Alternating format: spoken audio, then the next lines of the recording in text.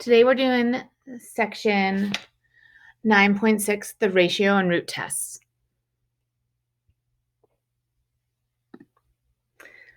Let the sum of an be a series with non-zero terms. The series converges absolutely if the limit, as n approaches infinity, of an plus 1 over an is less than 1. It diverges if it's greater than 1 or if it equals infinity,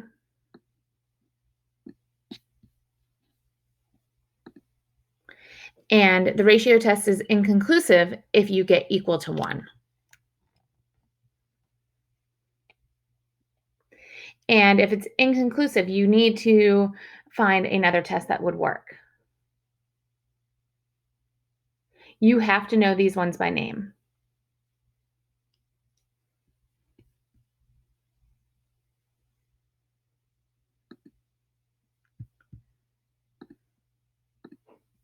Let's go ahead and look at example 1.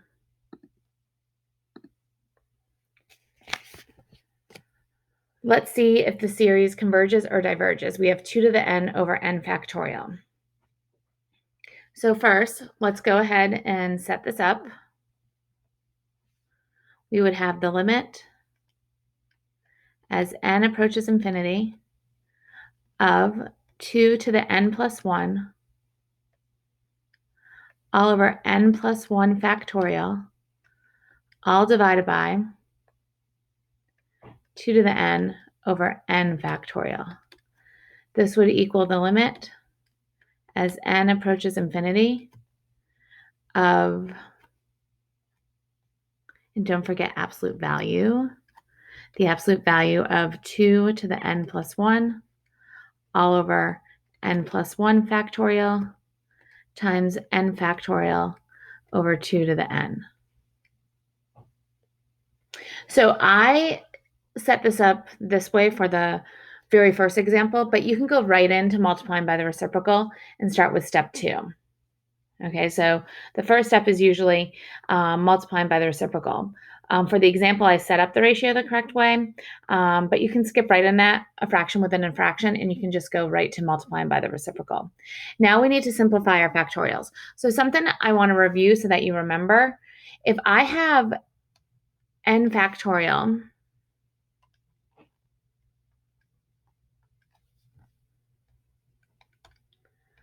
all over n plus 1 factorial, that's the same as having 1 times 2 times 3 times ... n. Okay? All over, this is the same as 1 times 2 times 3 ... n times n plus 1. So here, my 1's cancel, my 2's cancels, my 3's cancels, my n's cancel. So I'm just left with n plus 1 in the denominator.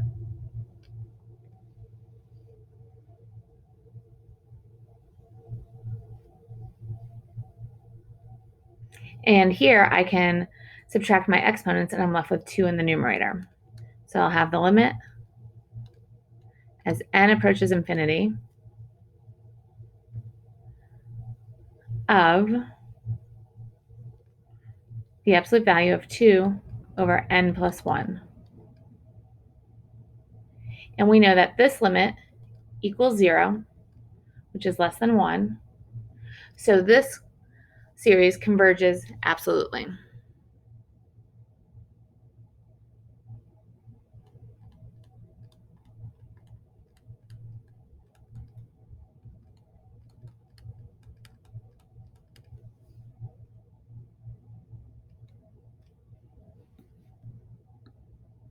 So let's look at the next example.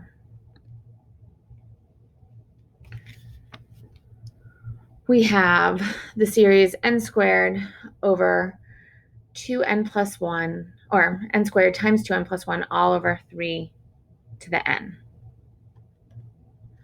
So here, we would take the limit as n approaches infinity of n plus 1 squared times 2 to the n plus 2 all over 3 to the n plus 1, absolute value of this, times 3 to the n all over n squared times 2 to the n plus 1. Now simplifying this using rules of exponents, we would have the limit as n approaches infinity.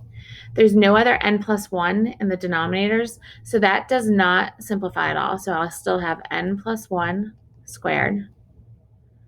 2 to the n plus 2 can simplify with 2 to the n plus 1 to just have 2. My n squared in my denominator here can't simplify, but 3 to the n can simplify with 3 to the n plus 1 to have 3 in my denominator. Since n plus 1 squared and n squared have the same exponent, this limit would be 1. 1 times 2/3 would just be 2/3, which is less than 1. So this converges absolutely since it's less than 1 and by the ratio test.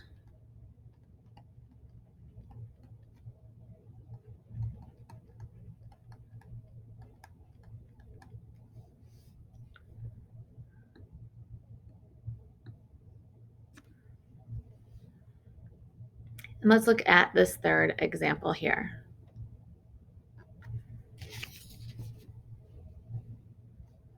So we would take the limit as n approaches infinity of the absolute value of n plus 1 to the n plus 1 all over n plus 1 factorial times n factorial over n to the n. This would equal the limit as n approaches infinity of the absolute value. Remember, we showed how to cancel this out before. It would be n plus 1 all over n to the n, which is a limit that you should have memorized, and that equals e, which is greater than 1. So this series diverges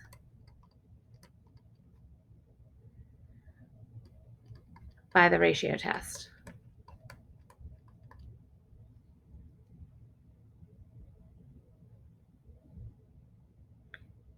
And you really don't have to worry about ones that have n to the n because they don't usually show up on the AP exam.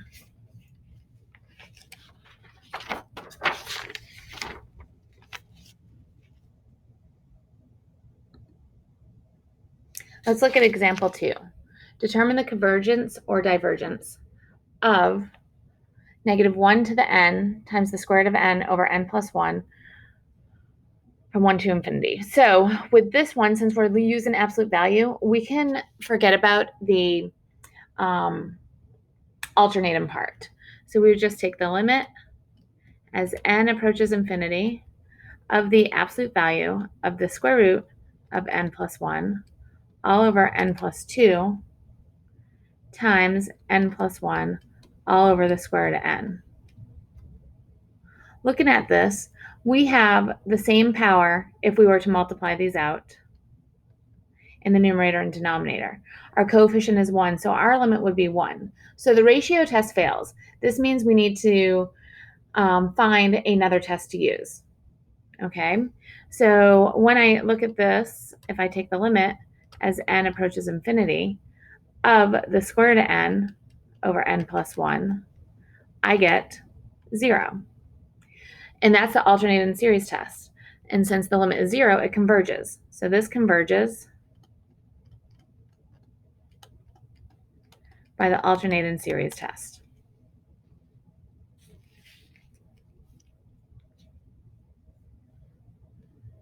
So if the ratio test fails, you have to find another test to use to determine convergence or divergence.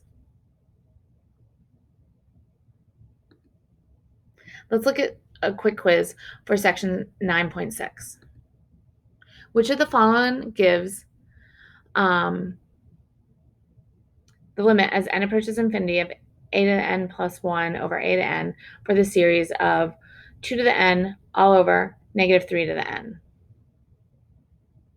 So they're just asking what happens when you do the ratio test. This is the ratio test.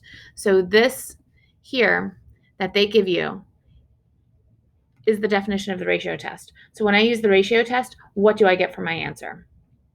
So take a minute and do that. Pause the video. And you should get negative 2/3.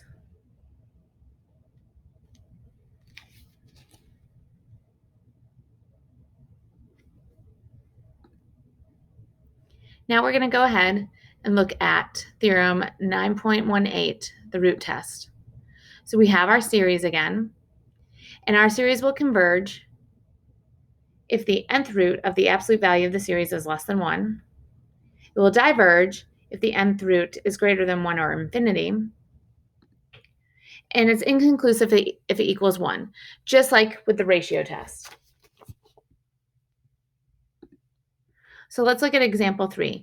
Determine the convergence or divergence of e to the 2n over n to the n. So I could go ahead and take the limit as n approaches infinity of the nth root of these. So it would be the nth root of the absolute value of e to the 2n over e to the n. I would get the limit as n approaches infinity of e squared over n. And we know that that would equal 0, and that's less than 1. So this converges by the root test.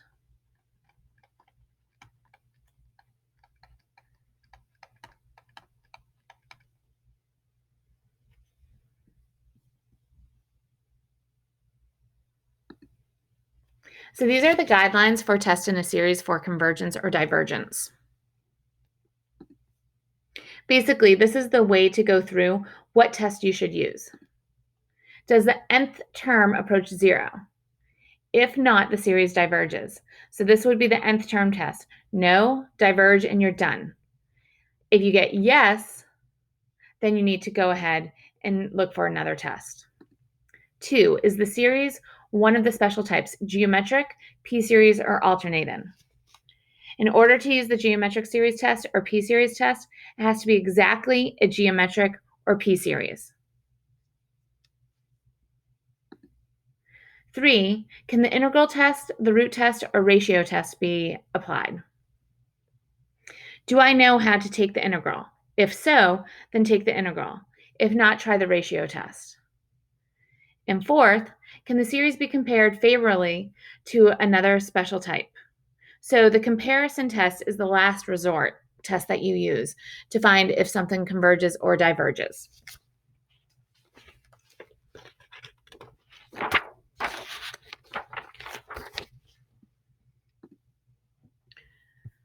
So what I want you to do before the next class period is I want you to take these series that are in your notes and determine if they converge or diverge, and we will check our answers in class. So you can pause the video to do that or look in the notes packet and determine that they're at the beginning of the notes. Lastly, in the notes, you have a table for the summary of tests for series. What I want you to do is I want you to pause the video on this page and fill out each one. The one I do want you to skip that is not included is telescope and series. So telescope and series is not included, so you do not need to put this one on your table. This is also the order that you would go down in order to determine if something is convergent or divergent. Also, notice if there's nothing in the box, that means you can't use it for convergence here. So the nth term is only for divergence. Alternating is only for convergence. So pause the video, copy this page down, and then pause the video and copy this page down.